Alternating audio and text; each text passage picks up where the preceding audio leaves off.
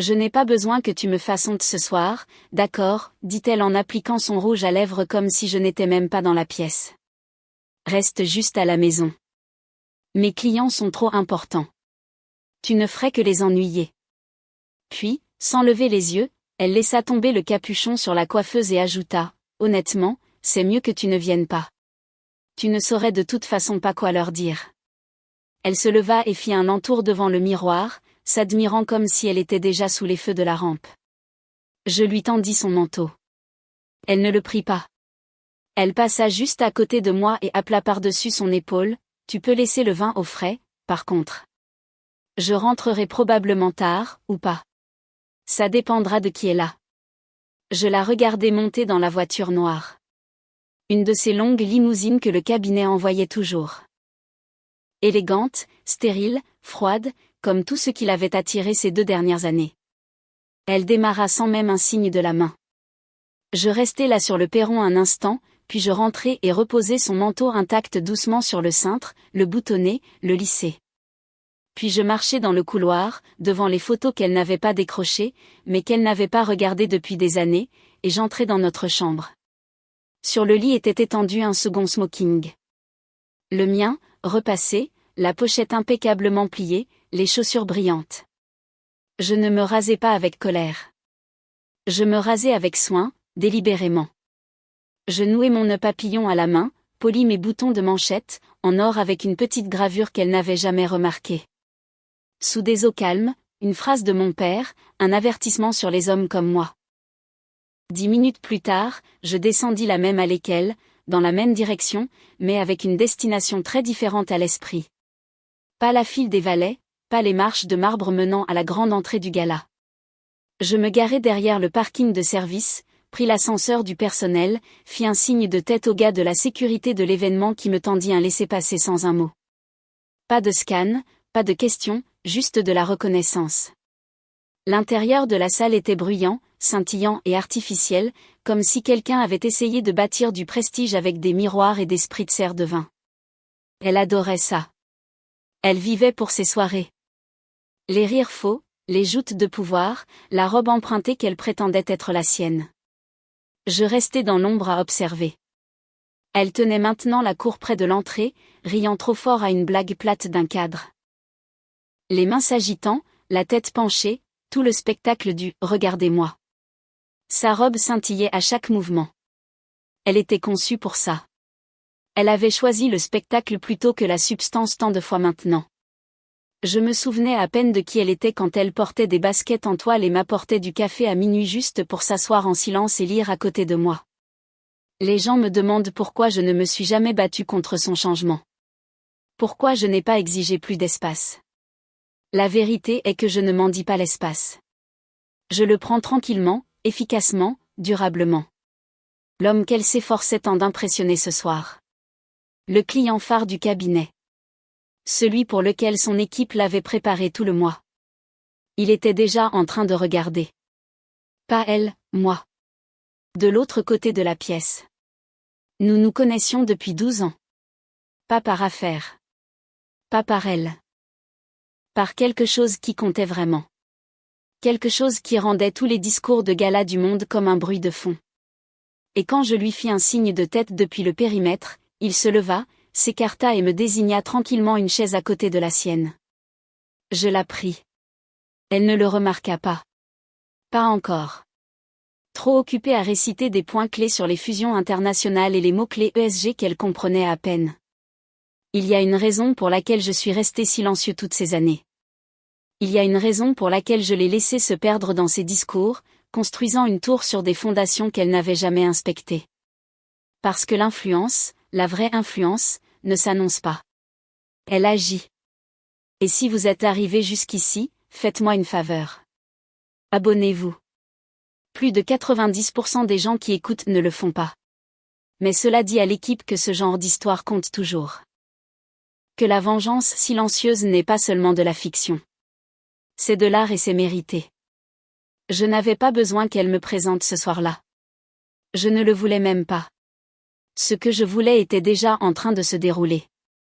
Subtil, précis, inévitable. Parce que quand quelqu'un vous traite d'ennuyeux, c'est généralement juste une projection. Ce qu'ils veulent vraiment dire, c'est que vous voyez trop et que vous ne jouerez pas les idiots. Je me souris et me penchai légèrement en arrière dans ma chaise. Sa voix résonnait de l'autre côté de la pièce. Elle ne m'avait même pas encore vue, mais le compte à rebours avait déjà commencé. Elle glissait comme une reine revenant d'exil. L'ourlet de sa robe traçait des lignes nettes sur le sol, ses hanches se balançant au rythme de la tension. Son sourire était calibré, assez lumineux pour paraître sans effort, assez retenu pour signaler l'importance. Elle ne pressait pas ses pas. Non, elle les mettait en scène, laissant les flashs des appareils photo éclater comme des applaudissements autour d'elle. L'un des jeunes associés murmura quelque chose sur le fait qu'elle était là, closer, du cabinet, et elle rit assez fort pour faire savoir aux clients proches qu'elle n'était pas seulement charmante. Elle était essentielle. C'était presque impressionnant de voir à quel point elle glissait parfaitement dans la performance. Baisers volants, compliments parfaitement espacés, blagues internes avec l'équipe d'approvisionnement belge, le faux humble remerciement à l'épouse du PDG pour cette broche éblouissante qu'elle ne porterait jamais elle-même.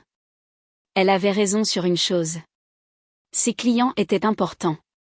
Elle ne comprenait juste pas à quel point elle paraissait petite du bon point de vue. La pièce était une mare peu profonde avec un éclairage coûteux. Et juste après l'éclat des projecteurs, le long du bord du niveau des sponsors, était assis un homme qui n'avait pas besoin d'être vu pour être senti. Costume gris, poignet blanc, une montre dont le cadran n'avait pas de logo parce que tous ceux qui comptaient savaient déjà qui l'avait fabriqué. C'était William Bertrand, fondateur, philanthrope multisectoriel, techniquement à la retraite mais fonctionnellement omniprésent. Et à sa droite, à peine incliné vers la lumière, c'était moi, Henri Delacroix. Je ne souris pas, ne levai pas de verre. Je restai juste présent, calme, comme quelqu'un qui était à sa place. Elle ne remarqua rien. Elle était trop occupée à faire sa version de la diplomatie, parlant trop longtemps, riant trop fort, promettant un accès qu'elle ne contrôlait pas. À un moment donné, elle désigna vaguement la section VIP et dit quelque chose à propos de devoir s'asseoir plus tard avec ces gens de l'éthique. Hug. L'homme à qui elle parlait jeta un coup d'œil à notre table. Ses yeux s'attardèrent, mais il ne dit rien. Ce qu'elle n'avait pas pris la peine de découvrir, c'est que M. Bertrand ne venait pas à ces événements pour les discours. Il venait pour observer, pour évaluer, pour vérifier que les personnes à qui étaient confiés ces contrats de plusieurs milliards de dollars n'étaient pas seulement intelligentes, mais stables. Et pendant qu'elle passait des mois à répéter sa grande présentation, elle avait oublié un petit détail. Il avait déjà pris sa décision. Cela ne reposait pas sur son PowerPoint, ni sur sa liste de clients, ni sur les hors-d'œuvre trop chers qu'elle prétendait apprécier. Cela reposait sur une nuit, des années auparavant, une soirée privée dans la chapelle d'un hôpital après une perte personnelle dont aucun de nous n'avait parlé en public. Nous étions restés en silence pendant 3 heures. Pas de réseautage, pas de complot, juste des humains. Cette nuit-là avait construit un pont entre nous, un pont discret, invisible pour des gens comme elle, qui ne reconnaissent le pouvoir que lorsqu'ils portent un badge. Alors quand il m'avait invité au gala de ce soir, il ne s'agissait pas d'affaires. Il s'agissait de finalité. Nous la regardions se déplacer dans la pièce comme un lustre cherchant un plafond. Brillante, déplacée, belle, mais fondamentalement mal utilisée. À un moment donné, elle s'arrêta, sentant quelque chose, mais elle ne pouvait pas le situer. Ce frisson étrange qui se glisse dans une pièce, non pas à cause de l'air froid, mais parce qu'on est observé par quelqu'un qui a déjà décidé de votre sort. Elle plissa les yeux vers le niveau des sponsors. Nos regards se croisèrent. Son front se plissa juste une seconde. Puis elle secoua la tête, pivota vers un nouveau groupe d'invités et éclata de rire. Trop fort, trop tôt. L'un des vice-présidents à côté d'elle tressaillit. Le déséquilibre avait commencé. Pas par un crash, pas par une scène, mais par un regard, un instant. Parce qu'il y a des pièces dans lesquelles vous entrez en pensant que vous les possédez. Et il y a des pièces où votre propriété est discrètement révoquée. Les lumières de la salle de bal s'atténuèrent juste assez pour signaler la transition du mingling aux places assises. Les serveurs se déplaçaient comme des fantômes synchronisés, remplissant les verres et remplaçant les plateaux de hors-d'œuvre par des menus imprimés. Le maître de cérémonie s'éclaircit la gorge près du micro. Son signal, elle lança un dernier sourire à un prospect berlinois et se retourna, les yeux balayant le plan de table blanc et or posé sur un chevalet près de l'entrée. Son doigt traça des noms, ses lèvres tressautant de satisfaction. C'était là, rangée du milieu, table 1. Elle était listée 3e, juste après 2 vice-présidents exécutifs et juste avant la directrice marketing du client qu'elle avait courtisé pendant la moitié de l'année. Elle avait réussi. Elle ne remarqua jamais la 2e colonne. Non pas parce qu'elle n'était pas visible, mais parce qu'elle ne s'attendait pas à ce qu'il y ait quelque chose à remarquer. Je n'étais pas censée être là, après tout. J'étais la personne qui allait les ennuyer. Vous vous souvenez? Elle glissa jusqu'à la table 1, attrapant des sourires, murmurant « Merci. Merci ». Tandis qu'elle passait, l'odeur puissante de son parfum la suivait comme une publicité de marque. Lorsqu'elle atteignit sa place, elle jeta à peine un coup d'œil avant de poser sa pochette sur l'assiette de présentation, de déplier sa serviette et de s'asseoir. Si elle avait regardé, si elle avait vraiment regardé, elle aurait vu la carte en face de la sienne. Lourdement embossée, légèrement décentrée. Henri Delacroix, conseiller stratégique, initiative éthique mondiale. Et en plus petit, en dessous, invitation personnelle de Monsieur Bertrand. J'étais déjà assis, ma posture détendue, mon couteau parfaitement aligné avec le bord de l'assiette. Monsieur Bertrand était à ma droite, sa main reposant légèrement sur l'accoudoir de la chaise, son regard fixé non pas sur elle, mais sur le pied de son verre de vin, comme s'il attendait le bon moment pour faire tourner la vérité. Elle n'avait pas fait le rapprochement. Pas encore. Elle pensait que j'avais fait un coup mesquin, que j'avais peut-être réussi à me faufiler grâce à la faveur de quelqu'un, ou pire, que j'avais utilisé son nom pour obtenir une place. Elle me lança un sourire crispé de l'autre côté de la table. Intéressant.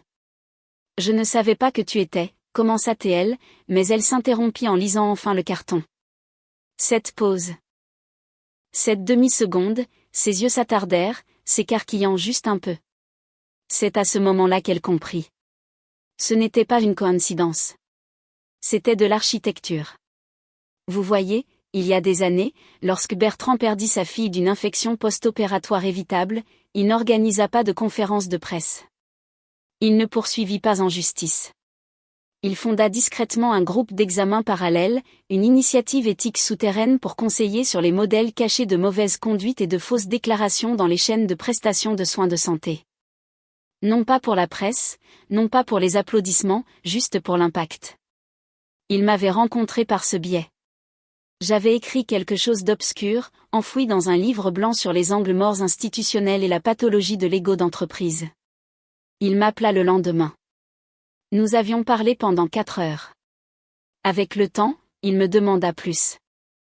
Plus d'informations, plus de modèles, plus de stratégies pour dégonfler le ballon d'eau chaude du leadership performant en costume trop brillant pour se remettre en question. C'est pourquoi j'étais ici, non pas à cause d'elle. Malgré elle, le gala de ce soir n'était pas seulement une collecte de fonds. C'était un test de loyauté. Bertrand voulait voir qui s'accrochait au clinquant et qui comprenait les fondations, qui pouvait lire entre les diapositives PowerPoint.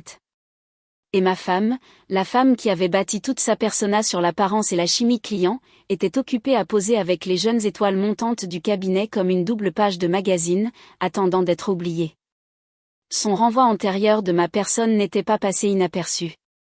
Bertrand l'avait vu. Le directeur des opérations aussi, dont la fille avait fait un stage sous ma direction l'été dernier. L'invité de Londres aussi, dont j'avais un jour aidé le fils autiste à trouver une école grâce à un réseau dont je ne parlais jamais. Elle ne réalisa pas que son véritable public avait changé bien avant qu'elle ne touche le micro. Au moment où la salade fut servie, la table autour d'elle n'était plus en orbite autour de sa voix. Elle gravitait autour du silence, celui qui gagne en gravité lorsque les bonnes personnes cessent de parler.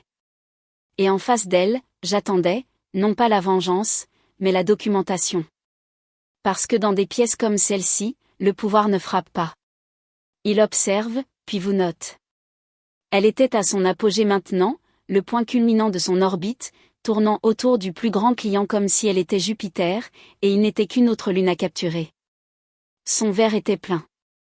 Son rire aigu, juste assez répété pour paraître spontané.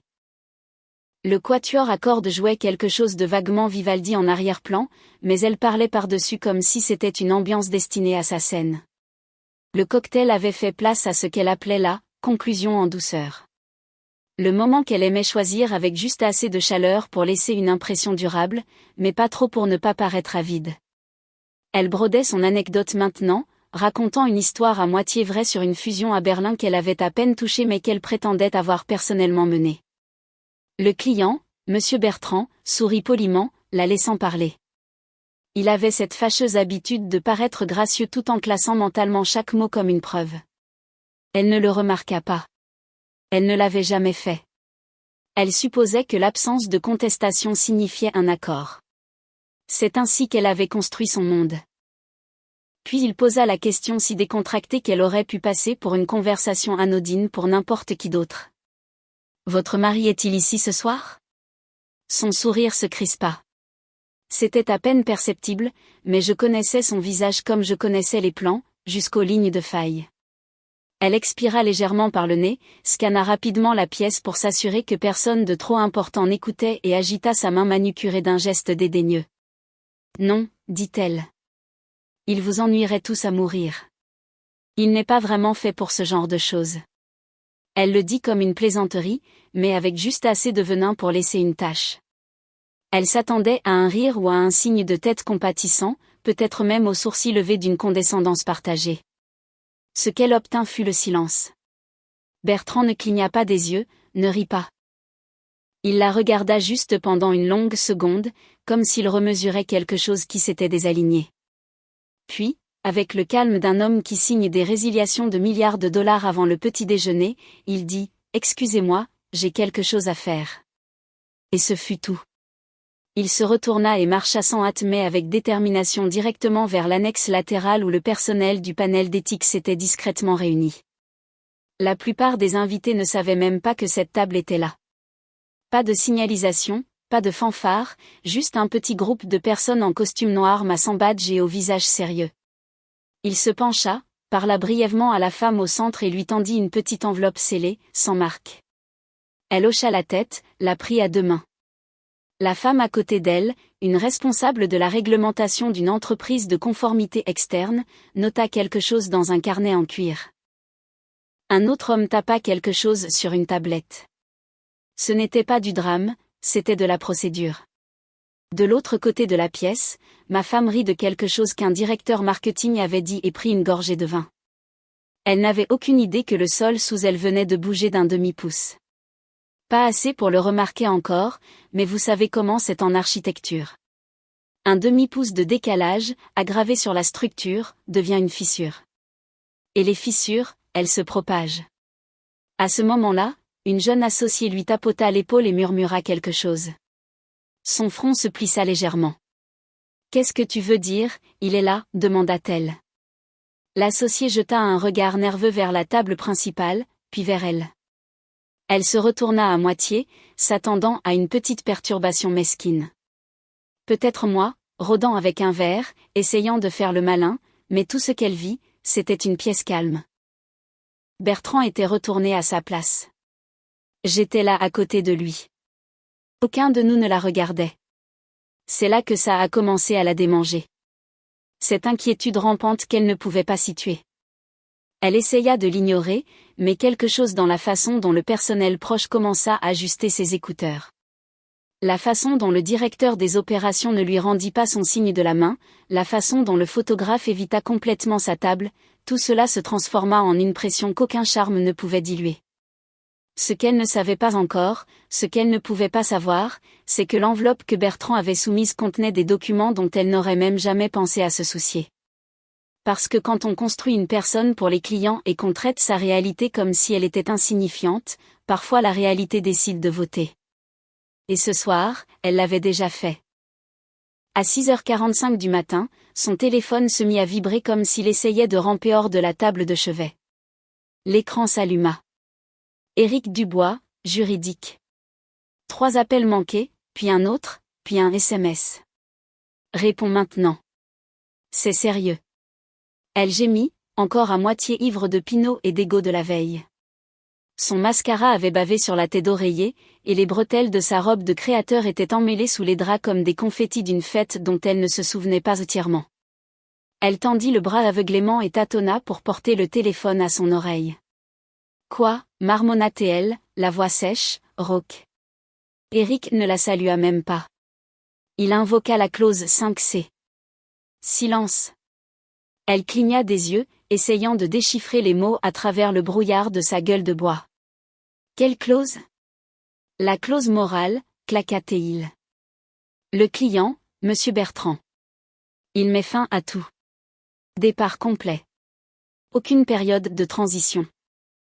Aucune renégociation. Juste terminé. Avec effet immédiat. Elle se redressa. Le drap glissa de son épaule. Ça n'a aucun sens, dit-elle d'une voix rauque. Nous venons de. Il riait avec moi hier soir. C'est probablement un malentendu. Il y eut une pause sur la ligne. Puis il dit, et je cite, c'est à cause de son mari. Elle se figea. Qu'est-ce que ça veut dire, murmura-t-elle. J'espérais que tu pourrais me le dire, dit Eric, sa voix tendue, comme quelqu'un suspendu à une falaise par une corde effilochée. Parce que quand j'ai demandé des éclaircissements, il a envoyé une invocation formelle avec des horodatages, des déclarations de témoins invités et des preuves photographiques du gala. Il active un protocole de désengagement complet en vertu de la clause 5C, violation morale et de réputation par le biais d'un représentant interne. Il t'a nommé. Mais je n'ai rien fait. Il a dit que votre conduite envers votre conjoint violait la norme d'éthique sociale du cabinet. Que le langage que vous avez utilisé hier soir constituait ce qu'il a appelé, laissez-moi vérifier, l'effacement social volontaire d'un conseiller en éthique interne qui était présent sur invitation personnelle. Elle eut l'impression de tomber, comme si la pièce s'inclinait de 5 degrés vers la gauche et ne s'arrêtait pas, je ne savais même pas qu'il était. C'est l'autre chose, coupa Eric. Qui diable est ton mari? Elle ouvrit la bouche, la referma, car à ce moment-là, elle réalisa qu'elle ne savait pas vraiment comment répondre à cette question. Pas la version de lui qui souriait poliment au dîner du conseil et tenait son manteau quand elle se souvenait de la porter, mais l'autre version. Celle sur laquelle elle avait cessé de poser des questions il y a des années, celle qui passait de longues nuits dans son bureau à lire des choses qui ne correspondaient pas à son monde. Celle qu'elle avait moquée pour sa surréflexion, pour vivre comme un moine. Cette version venait de faire exploser sa carrière avec un seul mot. La clause 5C. Une partie poussiéreuse et rarement utilisée de l'accord cadre que le cabinet avait incluse il y a des années à la demande de Monsieur Bertrand, principalement comme une formalité, une clause destinée à donner aux clients importants une sortie gracieuse si un représentant du cabinet se livrait à une mauvaise conduite, non pas criminelle, juste dommageable, et personne ne l'avait jamais utilisée jusqu'à présent. Je ne savais pas, murmura-t-elle. Je ne voulais pas dire ça. Ça empire les choses, répondit Eric sèchement. Ces mots exacts, si elle ne savait pas qui était son mari, elle n'aurait pas dû construire sa carrière en prétendant le savoir. Son estomac se tordit. Je peux arranger ça, dit-elle rapidement. Nous pouvons prévoir un appel. Non, interrompit Eric. Il est trop tard. Il a déjà informé 2 autres clients. L'un d'eux est en train de réviser ses contrats. Le conseil d'administration convoque une session d'urgence à midi. Nous faisons face à une réaction en chaîne ici. Mais ce n'était qu'un commentaire, siffla-t-elle, soudain en colère. Une blague? Je n'ai frappé personne. Je n'ai rien volé. Tu as fait quelque chose de pire, dit Eric, sa voix basse maintenant. Tu as fait en sorte que la mauvaise personne se sente petite en public, avec des témoins, et l'homme assis à côté de lui était quelqu'un que tu n'aurais jamais dû ignorer. Elle serra les yeux, le cœur battant la chamade. Tu dois anticiper cela, ajouta-t-il. Découvre qui est ton mari. Ce qu'il a dit à Monsieur Bertrand, parce qu'en ce moment, tu perds le plus gros compte de la côte, et ce n'est pas à cause d'un accord, c'est à cause de toi. Il raccrocha. Elle resta assise là, le téléphone glissant de ses doigts, écoutant le bourdonnement de sa propre panique remplir la pièce comme du bruit statique. Sa bouche était sèche. Elle attrapa son ordinateur portable, l'ouvrit, tapa son nom, et les résultats de la recherche ne disaient pas, +1. Ne disaient pas, mari 2. Il disait, conseiller stratégique senior, initiative éthique mondiale. Elle fit défiler et défiler des rapports, des panels, des discours d'ouverture, des audits éthiques, des notes de politique étrangère, et au centre de plusieurs, son mari, calme, aux yeux vifs, avec des gens dont elle ignorait l'existence. Et puis ça lui frappa. Elle n'avait pas épousé un accessoire. Elle avait épousé un scalpel, et la nuit dernière, elle lui avait donné la cible.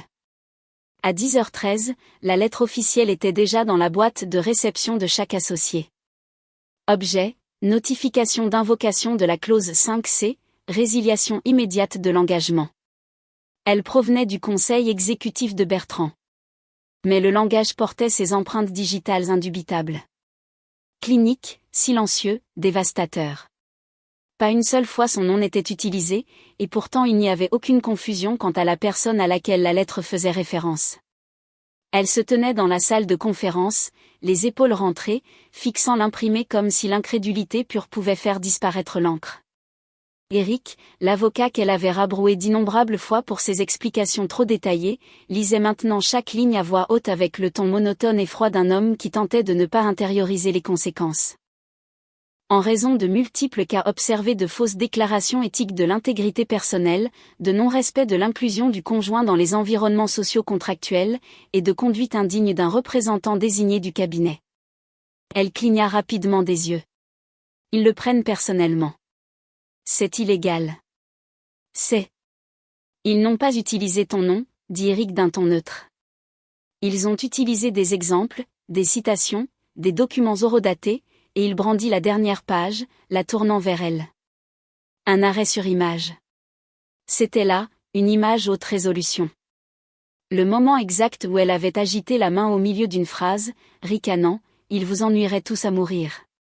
Son expression était amusée, dédaigneuse, supérieure. Derrière elle, flou mais reconnaissable, était assis Bertrand, les yeux baissés, la bouche fermée. Et à côté de lui, juste légèrement tourné, c'était moi. Personne ne dit rien. Le seul bruit était le bourdonnement du CVC et le léger bruissement de papier. L'horodatage correspond à l'heure de pointe du réseautage du gala, dit Éric tranquillement. Ce n'était pas un accident. Il a planifié cette lettre au moment où l'enveloppe a touché la table d'éthique. C'est la manière de Bertrand de dire « Nous avons vu, nous nous souvenons, et nous ne le tolérons pas ». Elle tenta de rire, mais cela se brisa à mi-chemin. Alors quoi? Je suis licenciée parce que je n'ai pas embrassé la bague de mon mari en public? C'est ridicule. J'ai construit la moitié de nos activités. Non, dit une autre voix. Un associé, plus âgé, calculateur, déjà à moitié détaché de son sort. Vous êtes licencié parce que notre client phare vient de vous qualifier de responsabilité. Vous l'avez fait passer pour un imbécile. Vous avez ignoré le protocole. Et pire encore, vous avez mal compris la situation. Elle se tourna vers lui. Il me punit d'être honnête. Non, répéta l'associé, cette fois avec un ton plus sec. Il vous punit d'être mesquine. Le mot tomba lourdement dans l'air. De l'autre côté de la pièce, un autre associé feuilletait l'annexe des lettres, qui comprenait des documents internes que Bertrand avait apparemment compilés sur plusieurs représentants du cabinet, mais la sienne était la section la plus longue. 5 points, 3 déclarations. 2 références à des incidents passés où elle avait exclu la présence de son conjoint lors d'événements face aux clients, malgré les stipulations contractuelles d'inclusion en matière de réputation et d'image. Bref, ce n'était pas un cas isolé. C'était un modèle qu'ils avaient manqué ou ignoré parce qu'elle avait bien performé, apportant des chiffres, organisant des galas, grimpant. Mais les clients ne se soucient pas des revenus s'ils sont liés à des risques. Et Bertrand venait de rendre ce risque officiel. Pire, il l'avait fait sans élever la voix, sans déposer de plainte, juste une lettre livrée en silence, comme un roi révoquant un titre. Sa main tremblait maintenant visiblement. Alors, qu'est-ce qui se passe ensuite, demanda-t-elle. Personne ne répondit. Pas immédiatement. Puis, Éric, après une pause, dit simplement, ce n'est plus à nous de décider. Le retrait de Bertrand déclenche un examen de tous les comptes liés à son portefeuille. 3 autres clients ont déjà demandé des réunions. Tu as peut-être juste empoisonné la moitié de l'arbre. Elle baissa les yeux vers l'arrêt sur image à nouveau. Son geste parfait capturé en plein vol. Ma tête détournée. Une seule seconde figée pour toujours. Pas un scandale, pas un crime, juste un geste. Et l'homme à côté d'elle refusant de le dignifier. Il n'y a pas de gros titre pour cela. Pas de poursuite, pas d'arc de rédemption, juste la compréhension silencieuse que dans un monde bâti sur la perception, un moment d'arrogance, photographié, horodaté, contextualisé, peut réduire une décennie d'ascension en un mémo de départ. Elle s'assit. Personne ne lui dit de le faire, mais ils comprirent tous. Le vrai verdict avait déjà été prononcé, et l'homme qu'elle avait qualifié d'ennuyeux. Il n'avait même pas parlé. L'appel arriva juste après midi. Pas des RH, pas de son assistante. Directement du bureau de l'associé gérant. Pas d'objet, pas de préambule chaleureux, juste un email de 6 mots. Votre présence est requise. Salle de conférence 4. Elle arriva 15 minutes en avance. Un dossier serré si fort dans sa main que le bord laissa une empreinte rouge sur sa paume. Ses cheveux étaient parfaits. Ses talons étaient pointus. Son rouge à lèvres était la même nuance qu'elle portait pour les dîners d'investisseurs. Cramoisi avec un fini mat. Le contrôle dans un tube. Mais au moment où elle entra dans la pièce, tout cela sembla ornemental, comme apporter un bouquet à un peloton d'exécution. Cette chaise était occupée. 2 autres restaient vides, leurs occupants arpentant juste devant la paroi vitrée, chuchotant d'une voix coupée. La seule personne qui la regarda directement était l'associé principal, Édouard, qui l'avait un jour appelé « une tempête montante dans une robe de créateur ». Aujourd'hui, il ne sourit pas. Il désigna la chaise en face de lui. Pas de salutation, pas de formalité, juste le doux bruissement des pages glissées. « Expliquez-nous ce qui s'est passé », dit-il. Sa voix n'était pas cruelle. Elle n'était même pas froide. Elle était ennuyée. Elle s'éclaircit la gorge, essaya de se tenir droite. Je faisais la conversation au gala. L'ambiance était légère, cordiale. Le client m'a interrogé sur mon mari. J'ai fait une blague sur le fait qu'il les ennuierait à mourir. Ce n'était rien de sérieux. Il n'était même pas censé être là. Les mots semblèrent plus minces plus ils restaient en suspens.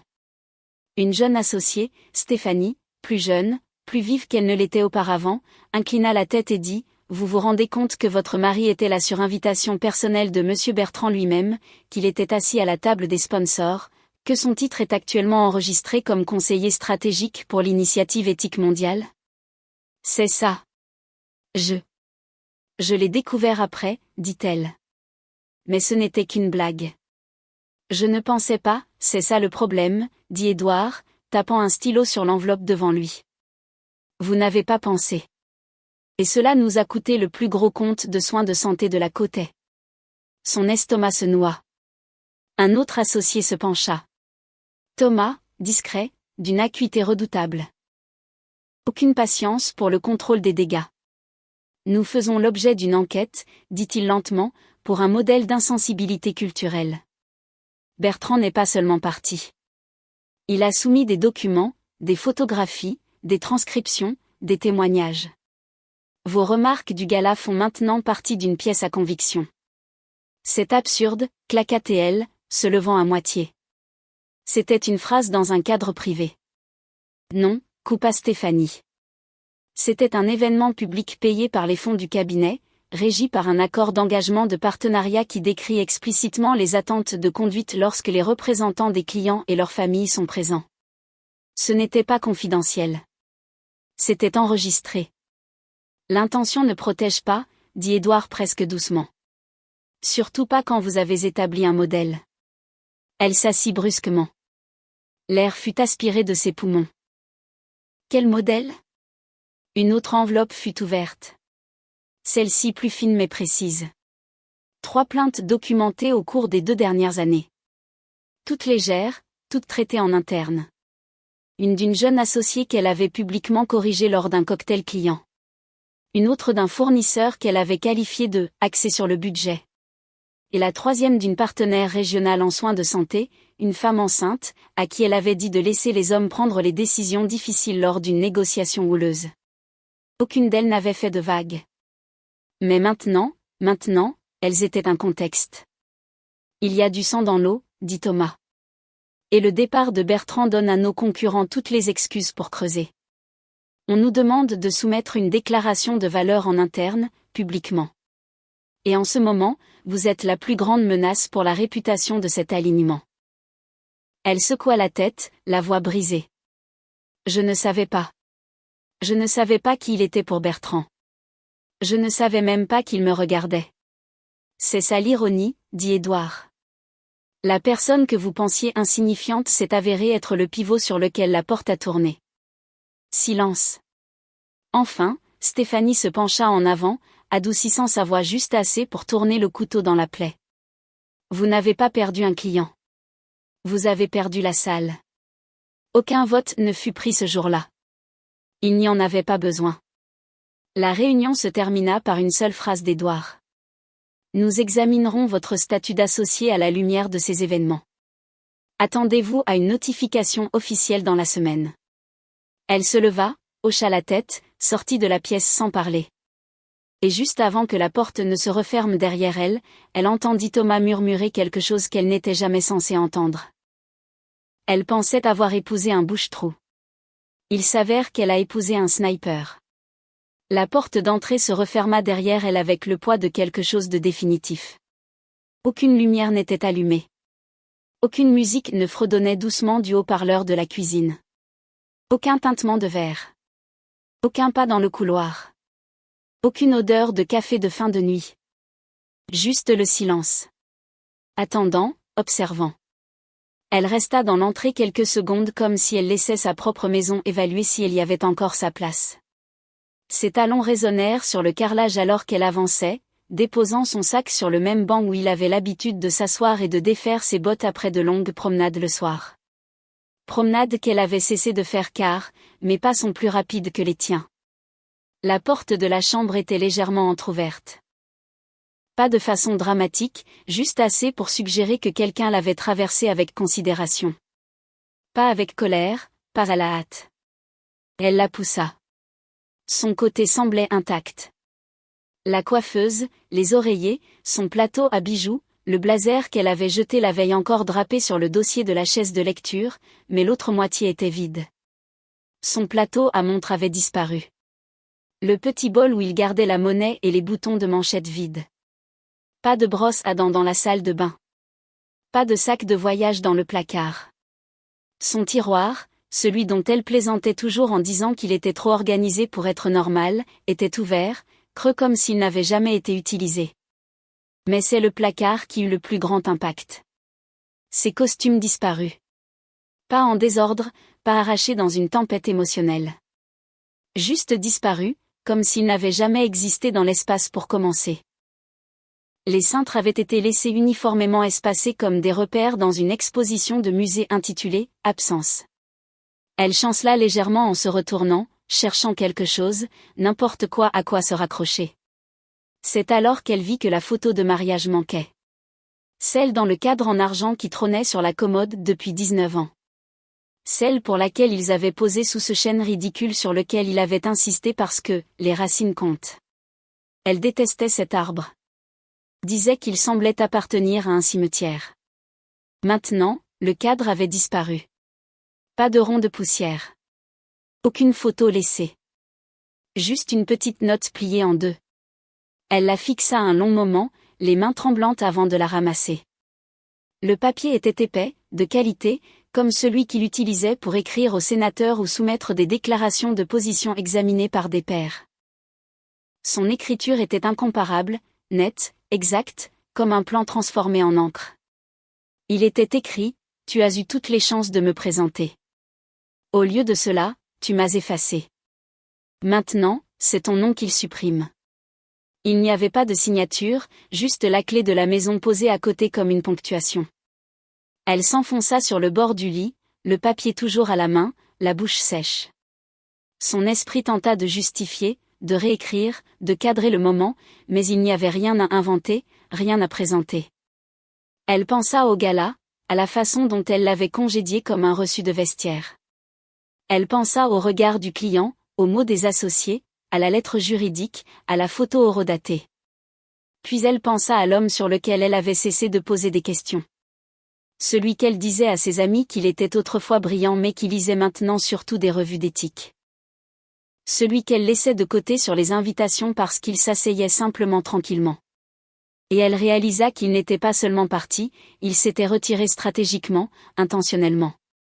De la même manière que l'on retire une poutre de fondation sans faire s'effondrer le bâtiment d'un coup, juste assez pour voir la structure commencer à pencher jusqu'à ce que la gravité fasse le reste. L'ironie ne lui échappa pas. Elle avait passé une décennie à cultiver l'image. Et en moins d'une semaine, tout son récit avait été réécrit par l'homme même qu'elle avait coupé du cadre, non pas avec vengeance, mais avec précision. Cette nuit-là, elle ne dormit pas. Non pas parce qu'elle était triste, mais parce qu'elle était insignifiante. Et pour quelqu'un qui avait bâti un monde en étant le centre d'attention, c'est pire que la perte. C'est l'effacement. Tout a commencé par un email. Objet, retard de planification du T1, réexamen en mars. Le ton était poli, non committal. Un client qu'elle avait personnellement démarché il y a 3 ans. Quelqu'un qui l'appelait autrefois une force ne pouvait plus se libérer pour un appel de 30 minutes sur la feuille de route. Pas de rancune, juste un report. Puis vint un second, un client différent, la même formulation. Nous examinons notre capacité interne avant de nous engager dans les stratégies du T1. En quelques jours, il y en eut 5. 5 comptes majeurs. Dissolvant discrètement leur présence dans des pauses indéfinies. Pas d'accusation, pas de plainte, juste des disparitions polies. Elle essaya de ne pas paniquer, se dit que c'était juste la lenteur des fêtes, les budgets, les tendances macro, n'importe quoi sauf ce qu'elle savait au fond d'elle. Parce qu'au moment où elle cesserait d'inventer des excuses, elle devrait admettre la vérité. Ils étaient en train de l'évincer. Et pas seulement les clients. En interne, la température baissait avec une précision chirurgicale. Les jeunes associés qui gravitaient autour d'elle lors des réunions s'asseyaient maintenant 2 sièges plus loin, griffonnant des notes sans contact visuel. Le marketing supprima sa photo du carrousel des visages de la direction du cabinet en silence, sans mémo. L'une de ses apparitions prévues à un panel fut reportée indéfiniment pour des raisons logistiques. Puis vint la vraie blessure. Un mémo d'opération interne divulgué par l'un des vice-présidents. Elle n'était même pas en copie. Un collègue le lui transmit. Ligne d'objet vide, juste les mots collés dans le corps. Compte tenu des récents événements réputationnels concernant les interactions avec les clients, je recommande que Censuré s'abstienne de participer à des activités directes face aux clients pendant les 2 prochains trimestres afin d'atténuer la perception des risques. Pas de nom, mais la phrase était indubitable. Événement réputationnel. Comme si sa carrière était passée de l'influence à l'incident. Elle le transmit à Eric. Pas de réponse. Le lendemain matin, elle entra dans la cuisine du cabinet et 2 analystes interrompirent leur conversation.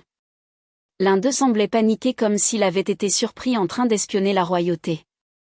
L'autre se contenta de hocher la tête et de partir. Elle se servit du café avec des mains qui ne cessaient de trembler. À son bureau, elle ouvrit son calendrier. Il ressemblait autrefois à une mosaïque, des blocs colorés empilés bord à bord. Maintenant, il ressemblait à une mort lente. 2 appels, une révision de statut, un déjeuner avec les RH qui n'avaient pas été confirmés. Elle vérifia Slack.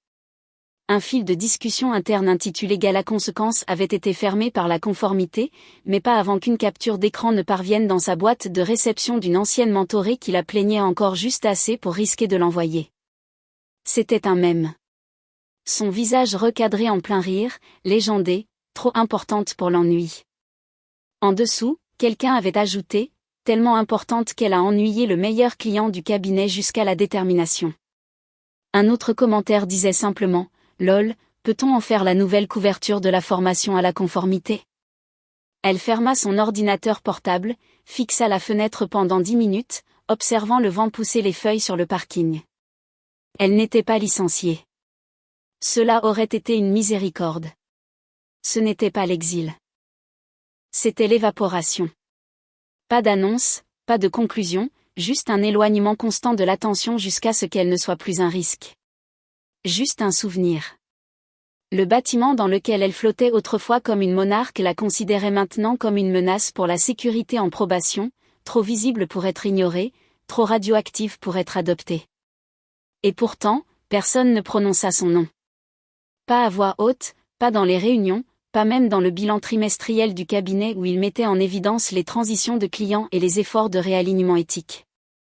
Elle avait été remplacée par des euphémismes. Elle rouvrit son email, fixa la première ligne. Retard de planification du T1. Nous réexaminerons en mars. Elle le lut 4 fois, puis le supprima. Il n'y avait plus rien à répondre.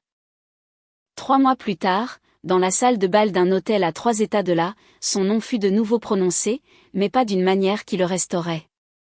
Le sommet était sur invitation seulement. Éthique, gouvernance et leadership stratégique. 45 orateurs sur 3 jours. Un créneau de discours d'ouverture réservé à un homme que la plupart des participants ne connaissaient pas avant de le chercher sur Google. Henri Delacroix, conseiller stratégique, Initiative éthique mondiale, ancien architecte, force actuelle. Elle le découvrit par accident. Un ancien collègue lui transmit le programme du sommet avec un message de 2 mots. Devine qui ? Au début, elle n'y crut pas. Puis elle vit le sujet. Intégrer l'influence silencieuse dans la culture stratégique. Cela ressemblait à quelque chose qu'il écrirait, quelque chose qu'il dirait. Elle se dit de ne pas regarder le streaming en direct. Mais le 2e jour du sommet, après 2 tasses de café et une matinée agitée passée à arpenter son appartement, elle ouvrit son ordinateur portable. Il monta sur scène avec la même expression calme qu'il avait l'habitude d'avoir en lisant le journal avant les réunions. Pas de bravade, pas de réplique pour les applaudissements, juste du calme, une gravité qui n'avait pas besoin de décoration. Et quand il commença, il ne se présenta pas avec des titres. Il commença par une image. Elle apparut derrière lui sur l'écran, un plan large d'une salle de bal de gala. Elle la reconnut instantanément. Les lustres, les numéros de table, la palette de couleurs. Son souffle se coupa avant même qu'elle ne se voie. Elle était là, figée en plein mouvement, la tête rejetée en arrière, la bouche ouverte, la main droite levée dans cette vague insouciante qu'elle avait utilisée pour le congédier. À sa gauche, le client, William Bertrand, regardait droit devant lui, sa posture raide, son expression indéchiffrable, et au premier plan, tout au bord du cadre, à peine visible à moins de le chercher, une table sur laquelle était écrit « Conseiller stratégique, Initiative éthique mondiale ». Sa place, son titre, la preuve qu'il avait toujours été invité. Sous l'image, une légende apparut lentement. Une ligne non attribuée. Le caractère n'est jamais bruyant, mais il est remarqué. Il n'y eut aucune mention de son nom, aucune éviscération publique, aucune dénonciation, juste l'histoire dépouillée de ses principes. Il parla pendant 30 minutes de responsabilité, du poids silencieux de l'observation, de la façon dont le leadership ne se résume pas toujours à qui parle. Il s'agit souvent de qui est ignoré. Il décrivit des études de cas au pluriel, fit référence à des schémas de comportement. Il ne prononça jamais son nom, n'eut jamais besoin de le faire. Mais tout le monde dans cette pièce vit l'image. Ils virent son visage figé en pleine performance. Ils virent le silence de Bertrand. Ils virent le carton du conseiller soigneusement positionné comme une ponctuation dans une phrase qu'elle n'avait jamais su qu'elle écrivait. Et elle regardait depuis son appartement, enveloppée dans un cardigan qui sentait encore le parfum qu'elle ne pouvait plus s'offrir, fixant l'écran comme s'il pouvait cligner des yeux et lui offrir une fin différente. Mais ce ne fut pas le cas. Il termina son exposé sous de discrets applaudissements. Pas tonitruant, pas dramatique, mais respectueux, mérité. La modératrice le remercia. Il hocha la tête une fois, quitta la scène, et ce fut tout. Elle ferma l'ordinateur portable, resta immobile longtemps. Dehors, le monde continuait. Un camion de livraison était au ralenti. Le chien de quelqu'un aboyait. Un train grondait à 2 pâtés de maison. À l'intérieur, elle était assise dans le silence d'une vie qu'elle ne reconnaissait plus. Elle avait construit toute sa marque sur le fait d'être la personne la plus importante de la pièce. Et maintenant son héritage était une capture d'écran, Un avertissement, une légende sur une diapositive qu'elle n'avait jamais pu approuver. Elle lui avait un jour dit qu'il ennuyait les gens, mais il l'avait surpassé sans dire un mot. Et ça, c'est ce qu'elle n'avait jamais vu.